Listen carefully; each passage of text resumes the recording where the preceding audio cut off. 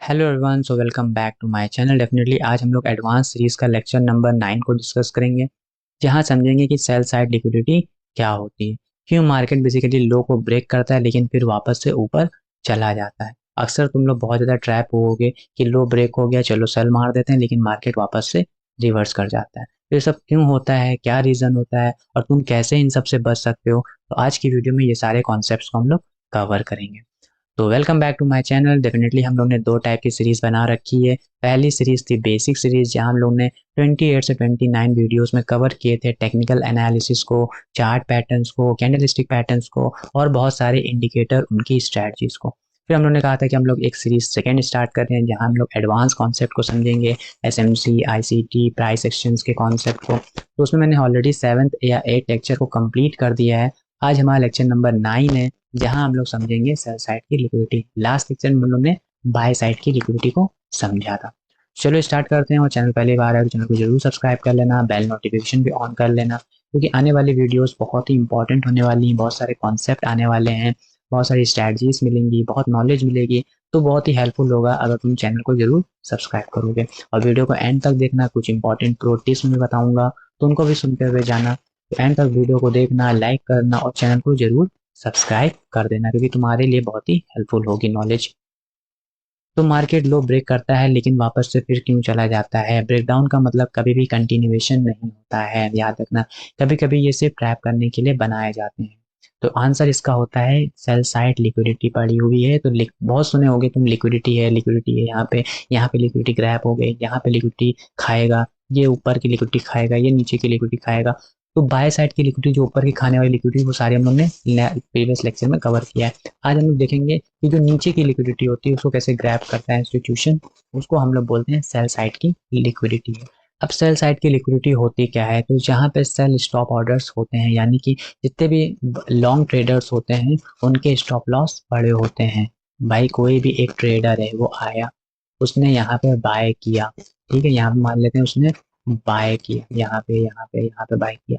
तो अब उसने बाय किया तो वो एसएल भी लगाएगा। तो वो एसएल उसका कैसा होगा? सेल का होगा, यानी कि अगर इसके नीचे आए तो जो मैंने ये बाय किया ट्रेड, ये सेल में कट जाए। सेल में कटने का मतलब क्या है कि यहाँ पे उसके एसएल ट्रिगर्ड हो जाएंगे। तो ये जो सेल साइड लिक्विडिटी होती है, ये किन की होती है?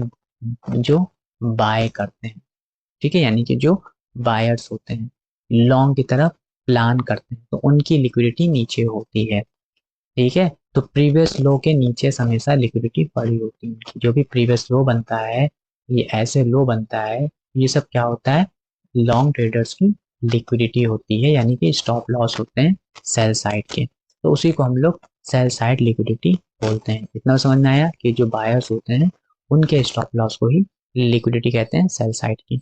अब ये एग्जिस्ट क्यों करती है, कहाँ करती है? तो याद रखो, वही 4 पॉइंट है जो बाय साइड के थे। हमेशा ये इक्वल लो पे आती है, यानी कि जहाँ पे दो इक्वल लो होते हैं, तो यहाँ पे हम लोग कहते हैं सेल साइड की लिक्विडिटी है। इसके नीचे या प्रीवियस जो भी स्विंग लो बना के गया है प्राइस, तो ये जो होता है या ये होता है, इसको हम लोग बोलते हैं सेल साइड की लिक्विडिटी है। या एक रेंज का जो लो होता है, ये रेंज है, इसके नीचे जो ये नीचे की लो लगे, तो ये सेल साइड की लिक्विडिटी है।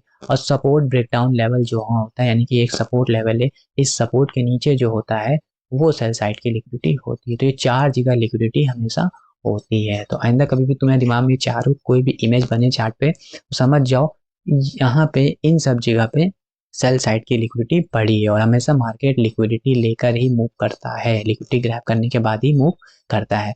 तो जहाँ रिटेल सेल करेगा वहीं लिक्विडिटी पड़ी होगी। रिटेल सेल करने का मतलब है जो नए सेलर्स आते हैं, वो जो रिटेलर जो नए सेल करते हैं, और प्लस जो बाय कर लेते हैं, जिनके सेल ऑर्डर प्लेस होते हैं स्टॉप लॉस के फॉर्म में, वो दोनों की बात कर रहा है कि जितने भी रिटेलर सेल लगाए होते हैं, जो सेल करते हैं, या जो सेलर सेल के स्टॉप लॉस लगाए होते हैं, उन सब को मिला के हम लोग कहते हैं सेल साइड की लिक्विडिटी है। तो वहां वहां ये एग्जिस्ट करती है सेल साइड की लिक्विडिटी। समझ में आया कहाँ एग्जिस्ट करती है? मार्केट की साइकोलॉजी क्या होती है? लो ब्रेक होने का मतलब रिटेल का माइंडसेट होता है सेल मार दो। ब्रेकडाउन आया, डाउन ट्रेंड स्टार्ट होने वाला है, सेल मार दो। स्मार्ट मनी वहीं पे बाय करता है और सारी इनकी लिक्विडिटी खा लेता है। कैसे? देखो, मान लेते हैं ये एक रेंज थी, ठीक है, समझो एक रेंज थी। अब रेंज थी तो यहाँ पे बहुत बायर्स लोग बैठे होंगे कि चलो ऊपर की तरफ ब्रेकआउट आएगा, कुछ लोग एनालिसिस ब्रेकआउट कह रही ऊपर ब्रेकआउट आएगा। तो वो सब बेसिकली बाइंग की तरफ प्लान कर रहे हैं, ठीक है, बाइंग की तरफ प्लान कर रहे हैं। अब बाइंग की तरफ प्लान कर रहे हैं लेकिन उनके एसएल कहाँ लगे हुए हैं, यहाँ पे एसएल लगे हुए हैं, ठीक है। तो अब क्या करेगा, प्राइस इसको नीचे तोड़ेगा। नीचे तोड़ेगा तो दो तरह के कॉन्सेप्ट आएंगे। पहले तो इन सब के जितने भी बाइंग ऑर्डर थे, ठीक है, वो सब तो ट्रिगर्ड हो ही जाएंगे सेल में, ठीक है, यानी कि उनका एसएल हिट होने लगेगा सेल साइड का। प्लस यहाँ पे कुछ नए रिटेलर भी आएंगे जो ये देखेंगे कि चलो भैया यहाँ पे क्या हो गया, यहाँ पे हम सेल मारते हैं। क्यों सेल मारते हैं, क्योंकि ब्रेकडाउन आया। तो जो नया रिटेलर पार्टिसिपेट कर रहे हैं उन्होंने इस ब्रेकडाउन को देख के सेल मारा, ठीक है, अच्छी बात है। और जो ऑलरेडी यहाँ बाइंग करके रखे थे वो भी यहाँ पे उनका एसएल सेल फॉर्म में ट्रिगर्ड हुआ। तो इंस्टीट्यूशन इन्हीं की सेलिंग को भी ग्रैब करेगा, प्लस इनके जो एसएल सेलिंग फॉर्म में ट्रिगर्ड होंगे उनको भी बाइंग करेगा, और इन दोनों को सेलर लिक्विडिटी लेके मार्केट ऊपर की तरफ मूव कर जाएगा। तो ये पूरा कॉन्सेप्ट होता है मार्केट की साइकोलॉजी, किस तरीके से रिटेल का माइंडसेट को ट्रैप करके रियल इंस्टीट्यूशंस मूव कराते हैं, ठीक है। तो बहुत इंपॉर्टेंट है मार्केट की साइकोलॉजी। एसएसएल इज इंपॉर्टेंट, क्यों, साइड सेल लिक्विडिटी इंपॉर्टेंट होती है क्योंकि इंस्टीट्यूशन को लिक्विडिटी ही चाहिए होती है। लार्ज बाय ऑर्डर्स फिल करने के लिए अपोजिट साइड सेलर्स को जरूरी होते हैं, इसलिए पहले लो को नीचे प्राइस ले जाते हैं फिर बाय करते हैं। जो मैंने बताया ना लास्ट कॉन्सेप्ट में कि कुछ बायर्स यहीं पे ऑलरेडी बैठ गए, उनको पता है कि मार्केट ऊपर जाएगा, लेकिन मार्केट सबका बाप है। ये जितने लोगों ने यहीं पे बाय कर लिया उन्होंने कहा है कि मैं यहाँ पे ऐसा लगा देता हूँ, अगर ऊपर गया तो मेरे ऑलरेडी पोजिशन बन जाएगी। तो यहाँ पे उनके सेल ऑर्डर होंगे, सेल ऑर्डर होंगे तो कोई बाय करने वाला होगा, तो इंस्टीट्यूशन बैठे होंगे इनके सेल ऑर्डर को लेने के लिए। और फिर क्या करेगा, यहाँ पे ब्रेक करेगा। ब्रेक करेगा तो जो नए रिटेलर आएंगे जो यहाँ पे ब्रेकडाउन देख के सेल मारेंगे उनके भी बाइंग ऑर्डर में एब्जॉर्ब करेगा इंस्टीट्यूशन, तो इनके तो फ्रेश बाइंग होगी, और इनके एसएल ट्रिगर्ड जो होंगे उनको भी बाइंग करेगा। इन दोनों को बाइंग करेगा, इनके ऑर्डर को फिल करेगा, फिर ऊपर की तरफ मूव करेगा। तो ये तरीके से काम करता है एसएसएल। और क्यों इंपॉर्टेंट होता है, क्योंकि भाई बड़े ऑर्डर उनको बाइंग साइड में चाहिए, तो बाइंग तभी आएगी ना भाई। अब ए है, ए को इंस्टीट्यूशन बाय तब करेगा जब बी जो है उसको सेल करेगा, ठीक है, रिटेलर उसको सेल करेगा तभी तो इंस्टीट्यूशन बाय करेगा। तो अब रिटेलर कब उसको सेल करेगा, जब इसको दिखाया जाएगा कि ये अब सेल करने की कंडीशन में है। तो इंस्टीट्यूशन ये करते हैं, इसको दिखाते हैं ये सेल करने की कंडीशन में, और सेल करने की कंडीशन में होता है तो रिटेलर सेल करते हैं, फिर इंस्टीट्यूशन को ऑर्डर मिल जाते हैं, वो उसको ग्रैब करके मूव करते हैं। तो अब हम लोग समझते हैं कि लिक्विडिटी ग्रैब मैकेनिज्म कैसे काम करती है, ठीक है। जैसे पहले प्राइस लो के पास जाता है, ठीक है, फिर ब्रेकडाउन दिखाया जाता है, फिर सेल स्टॉप ट्रिगर्स होते हैं सबके, फिर इंस्टीट्यूशंस बाय करते हैं और रिजल्ट एक साफ रिवर्सल आता है। कैसे, देखो, मान लेते हैं ये एक था जोन, ठीक है, अब यहाँ पे मार्केट ऑलरेडी गिर चुका था, तो तुमको लगेगा कि अब यहाँ से हम और गिरेगा, ठीक है। देखना समझना साइकोलॉजी कैसे काम करती है। अब क्या करेंगे, यहाँ पे बहुत लोगों ने इस साइडवेज में ही, रेंज में ही बहुत लोगों ने बाय कर रखा होगा, ठीक है। तो बाय करा होगा तो उन सबका एसएल कहाँ होगा, यहाँ पे उनका एसएल होगा।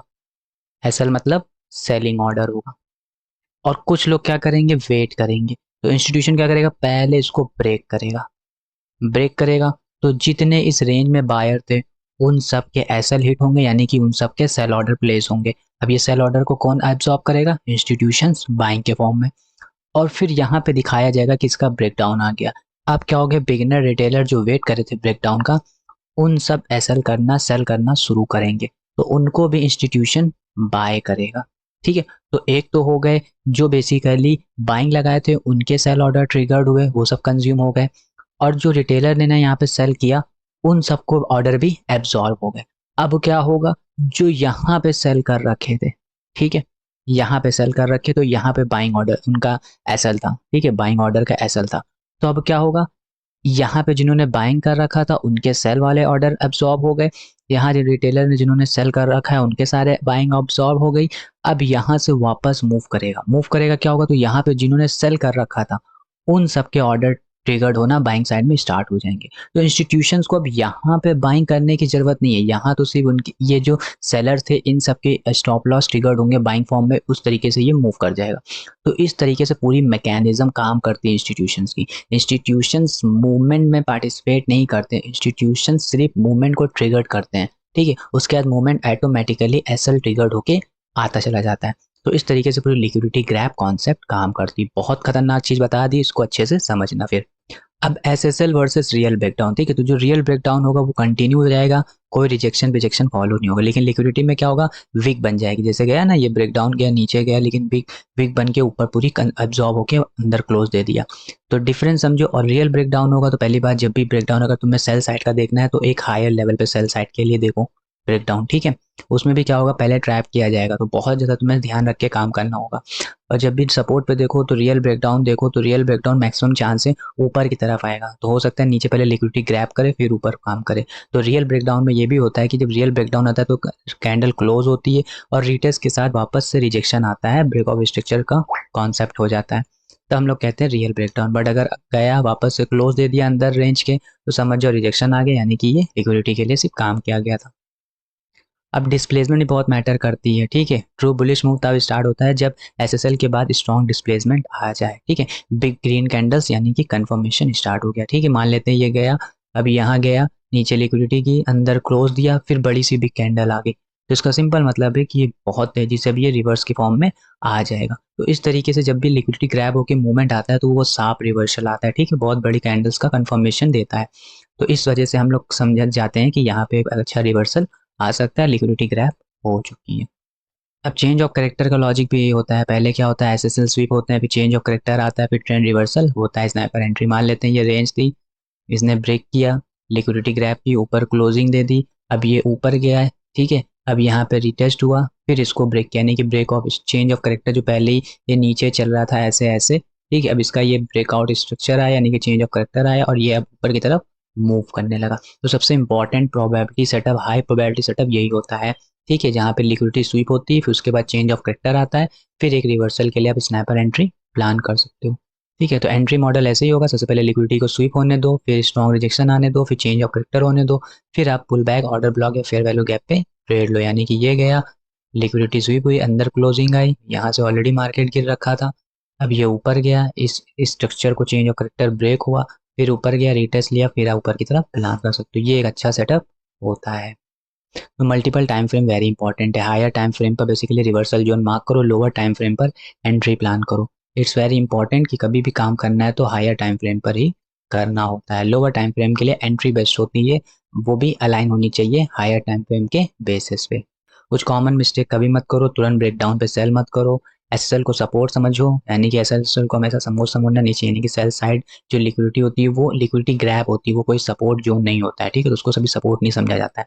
स्विप के बाद एक एंट्री जल्दी प्लान मत करना, थोड़ा वेट करो, कंफर्म करो, चेंज ऑफ करेक्टर आने दो, रिटेस्ट होने दो, फिर एंट्री प्लान करो। तो कभी भी जल्दबाजी में काम नहीं करना। और लिक्विडिटी ग्रैब को कभी भी सपोर्ट या रेसिस्टेंस नहीं माना जाता है। कुछ इनसाइट्स मैंने कहा था तुम्हें बताएंगे। तो lows are not support, they are target. तो वो टारगेट होते हैं, जैसे हाइस हमेशा कोई रेजिस्टेंस नहीं होता, वो टारगेट होता है। इस तरीके से लोस भी जो होते हैं वो कोई सपोर्ट नहीं होते, वहाँ पे टारगेट का मतलब लो पे तुम्हें अपर से सेल करके आना, यहाँ टारगेट बनाना है, ना कि ये सपोर्ट मान के यहाँ से तुरंत बाइंग अपॉर्चुनिटी देखनी। तो रिवर्स ऑर्डर फॉलो करो। मार्केट लो तोड़ने के लिए नहीं, लिक्विडिटी लेने के लिए जाता है। तो मार्केट कभी भी लो जाता है तो वो लिक्विडिटी लेने के लिए जाता है हमेशा, ठीक। गोल्डन रूल, पहले लिक्विडिटी मिलेगी फिर मार्केट में रियल मूव आएगा। इस चीज को फॉलो करना सीख के समझ जाओ, तुम्हारी एंट्री बेस्ट होने लगेगी। जब भी मूव आए, तुम्हारा मन करे कि मैं ट्रेड लेता हूँ, वेट करो ये सोचकर कि ये एक बार लिक्विडिटी सिर्फ एक मूव आया है, इसके बाद रियल मूव इसके बाद आएगा, ठीक है। तो हमेशा लिक्विडिटी ग्रैब के अपोजिट काम क्या करो। जब भी लिक्विडिटी जिधर मिले समझ जाओ उसके अपोजिट हमें ट्रेड प्लान करना है। तो बीएसएल और एसएल में कनेक्शन क्या है, तुम्हारे काम होता है पहले एक साइड लिक्विडिटी लेता है फिर अपोजिट साइड मूव कराता है। एसएसएल साइड क्या करेगा, मूव अपर, बीएसएल साइड में मूव डाउन। तो इसलिए मैंने बताया था कि जब बाई साइड लिक्विडिटी होती है वो हमेशा टॉप पे देखी जाती है, और जो सेल साइड लिक्विडिटी होती है वो हमेशा बॉटम पे देखी जाती है। तो देखो यही मेन रीजन होता है। तो तुम भी इस तरीकों को फॉलो किया करो। फाइनल समरी, आज हमारा स्टॉप लॉस एंड जो कॉन्सेप्ट है वो समझ लिया, ब्रेक डाउन किस तरीके से ट्रैप करता है समझ गए, एंट्री किस तरीके से एक बेस्ट एंट्री सेटअप दिया तुमको, उसको फॉलो करना, वेट करना सीखो, पैनिक कभी भी नहीं किया जाता है। तो that is all about the advance lecture number 9, जहां मैंने हम लोग अच्छे से समझा कि सेल साइड लिक्विडिटी का कॉन्सेप्ट क्या होता है।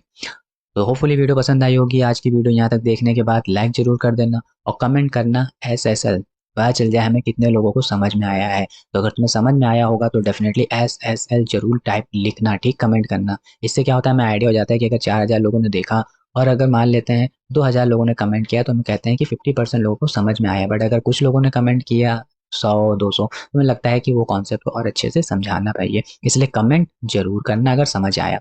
लाइक करना और सब्सक्राइब भी करना, क्योंकि अभी एडवांस सीरीज में हम लोग बहुत अच्छे अच्छे कॉन्सेप्ट कवर करने वाले हैं। तो उसको समझने के लिए डेफिनेटली उसकी वीडियोस का नोटिफिकेशन पाने के लिए चैनल को जरूर सब्सक्राइब कर देना। तो मास्टर करो लिक्विडिटी और never chase break down again. तो होपफुली वीडियो पसंद आई होगी, वीडियो लाइक करना, कमेंट जरूर करना, it's must, and subscribe to this channel ताकि आने वाली वीडियोस जो कि कॉन्सेप्ट है वो तुम्हें मिल सके। तो thanks for watching this video, मिलते हैं नेक्स्ट वीडियो में, टिल देन बाय।